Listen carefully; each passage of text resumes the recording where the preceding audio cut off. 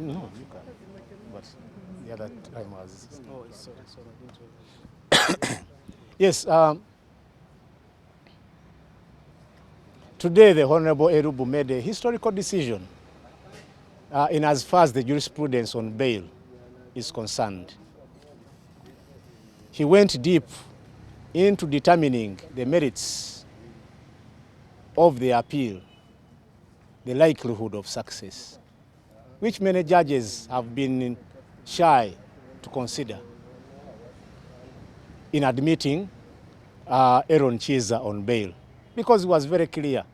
Probably the accused person will serve the sentence before even the trial is concluded, now that he has served a third of it. That is a key element. Many Ugandans have, for being denied bail, have served sentences, which is not the intention of the law, and that which is the justification for someone having a constitutional right to apply for bail. But besides that, this has not been a decision of ERON KIIZZA. We have not been representing ERON KIIZZA actually, because he has been part of counsel.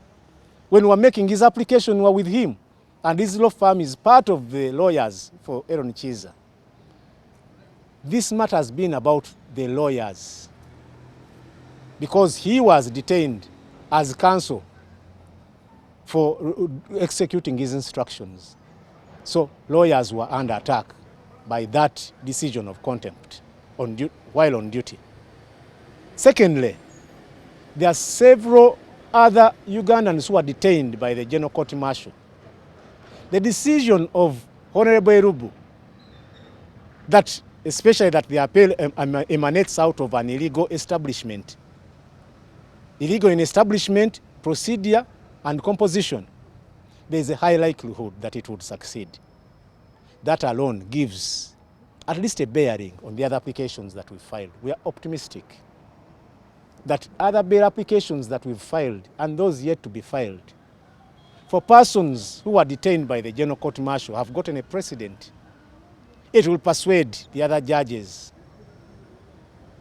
into releasing our people. The Supreme Court, the spirit of the Supreme Court, it is very apparent these people who went through the General Court Martial have no business being in prison, but that can be only be through a judicial process. But that we've gotten a precedent today, that excites us. But most importantly, we do these things for the people. Leave alone even our bail application for the retired Colonel Dr. KIZZA BESIGYE, because it has a bearing.